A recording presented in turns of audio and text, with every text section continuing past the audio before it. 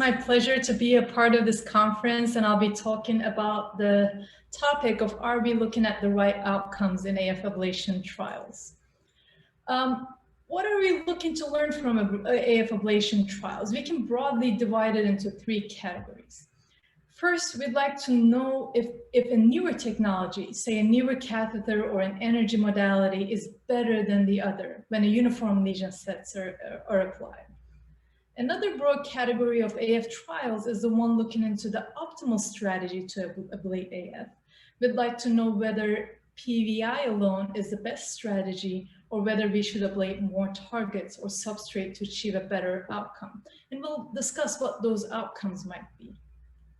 And lastly, what is the population-wide impact we're looking for in AF ablation trials? Are we really helping the patients with AF ablation? Are they happier? Are they healthier? Are we spending less money? To answer these three very different type of questions in AF ablation trials, we need very different outcomes, which I'll go into more detail in the following slides. Let's start with the AF trials looking into optimal use of technology. Historically, the outcomes in these kinds of trials have not really been a challenge and has not led to too much controversy in the literature. If you're evaluating a new catheter or a new technology, the main outcomes of interest are commonly safety and acute efficacy, i.e., were there any complications and did it do its job? In other words, if the goal was to isolate the PVs with a new catheter, were they isolated?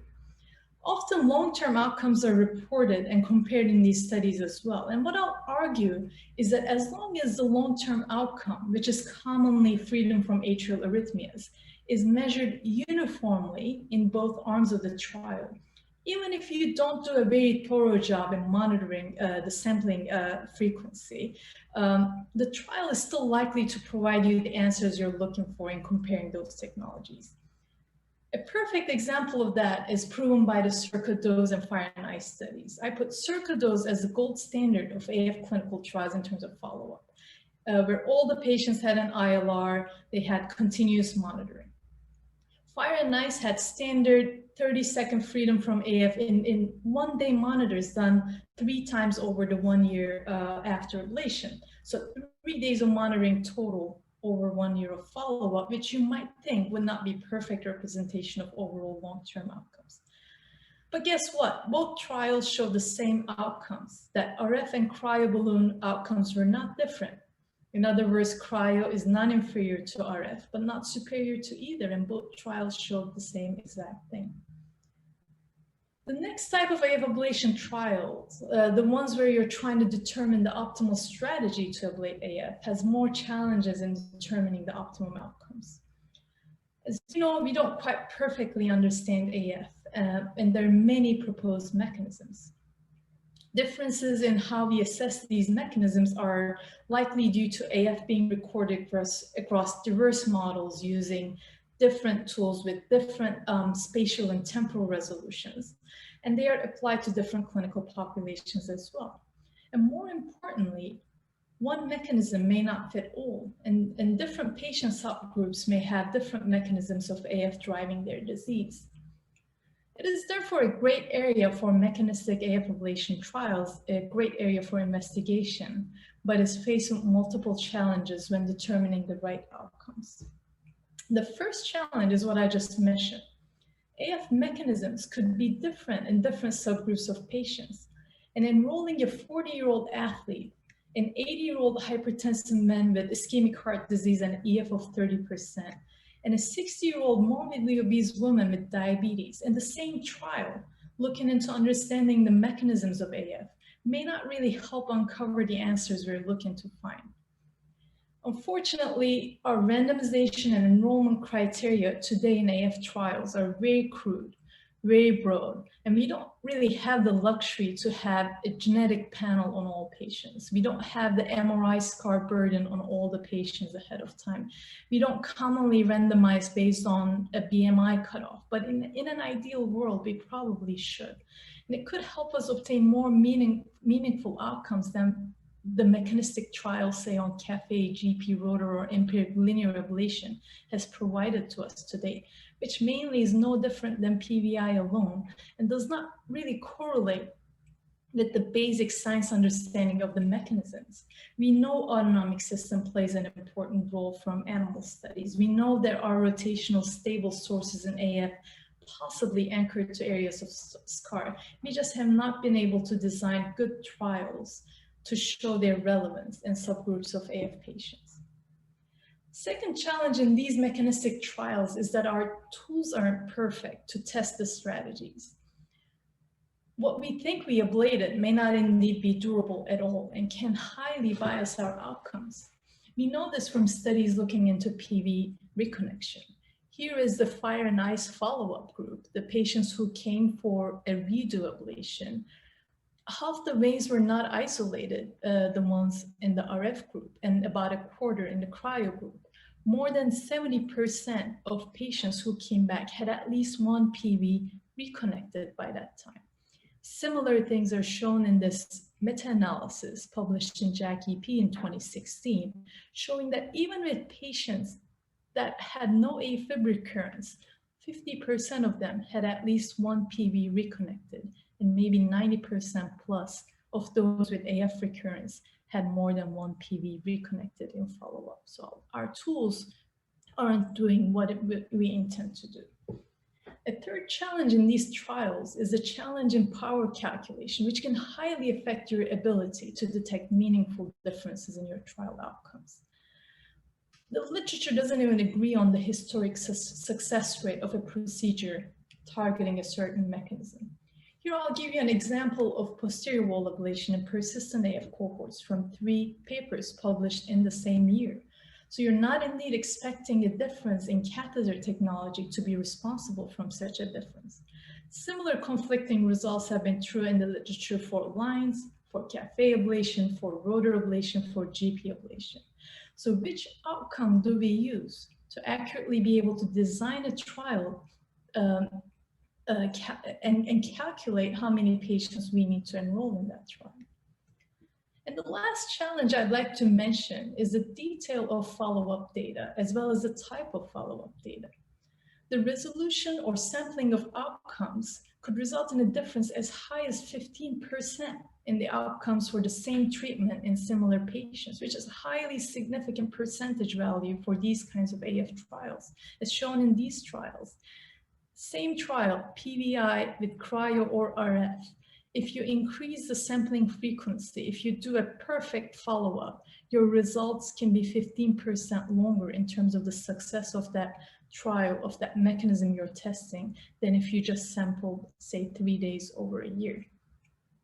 In terms of what kind of recurrence to base your outcomes on, say if AF triggers were AF versus AF sustaining mechanisms were targeted, maybe the number versus the average duration of AF episodes might be more meaningful to follow up in a mechanistic study. Moving on to our third point, when we look at the implications of AF ablation trials at a population level, historically and to date, the standard definition of 30 seconds of atrial arrhythmias in follow-up after the ablation procedure has been the most commonly used primary endpoint. What has that endpoint shown us? It's shown us a freedom from AFib of 50 to 65% in paroxysmal AF patients. Around 50% in STAR AF2, no matter what extra lesion sets you ablated. And around 60% in the most recent Cabana trial in a mixed cohort. Are these good enough outcomes to offer ablation to our patients? Do we commonly say it's a 50-50 chance that you might do well for a procedure with up to 2 to 4% complication rate across the world? These outcomes are so poor that a few years ago, I can remember that we were wondering if the insurance in the US will continue to cover AF ablation, especially in persistent AF patients. But inherently, we know that doesn't reflect how our patients do. And therefore, this may not be the right outcome for these trials when your goal is to decide whether patients do well or not. We know that indeed that patients have 99% less AF after ablation. Not only that, we know they have better quality of life, less hospitalizations for cardiac related issues, and certain subgroups even live longer. So if the question is, are we helping patients with AF ablation? Are they doing better? Then we know the primary endpoint should not be AF recurrence, but rather be burden reduction, in addition to quality of life metrics, CV outcome metrics such as hospitalizations or stroke or death. In terms of death, as we know from Cabana, it's difficult to power studies for such a rare outcome due to mainly financial constraints. But it's such a relief for us to now be able to tell our patients that they could be living longer if we offer the procedure. So they still are valuable outcomes, if at all feasible to assess in a clinical trial. So in conclusion, ladies and gentlemen, if you're comparing two technologies to do the same lesion sets, the traditional outcomes such as acute efficacy, acute safety, long-term safety measured even poorly seem adequate.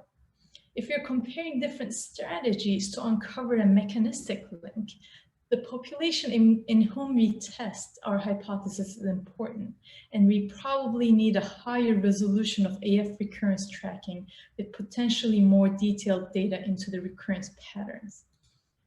If we need population-wide data to help develop guidelines, we need patient-level outcomes with burden reduction, quality of life metrics, CV hospitalization, stroke, and death outcomes. With that, I'd like to thank you for your attention. We can move on to the questions. Yeah, thank you, Dr. Tina, for your nice presentation. I'd like to ask you a question. My question is, what AFib trials are you looking forward in the next few years? Thank you. Thank you for the question. In terms of new technology and also for potential mechanistic trials, I'm really looking forward to see the outcomes of the electroporation trials, the pulse field ablation trials. It will both help us with the mechanistic understanding of AF with a perfect tool. As I mentioned, currently none of the tools we have for ablation seem to be durable, but also help us understand even further mechanisms as to what pure electrical isolation of PVs or larger areas can provide, say, without any presumed effect on autonomic nervous system and GP sites. Thank you, doctor, for your answer. Thank you for nice presentation, Dr. Tina. I have one question. My question is, how might the outcome selection for AF trials evolve in the future trials? As I discussed, 30 seconds of recurrence measured at wide intervals with a single 30-second ECG or 24-hour Holters has been the standard historically. But that's not because we don't strive to monitor for longer, but rather for financial constraints. It's simply not possible to have an ILR implanted in all patients, we know that. But there's also good news. We have at least longer monitors that are now cheaper and easier to apply, such as the Zio patch that can provide 2 weeks worth of recording with a tiny sticker. Or with wearables getting much better every day in their accuracy. Patients recording 30 seconds of an ECG, of a 2-lead ECG every single day over a year with their smartwatches, say as a part of an AF ablation trial follow-up, is not really too far-fetched anymore. So I'm hopeful that the outcomes will change, will become at least higher resolution and with higher sampling frequency. That is now feasible without needing an actual ILR implant. We thank you very much.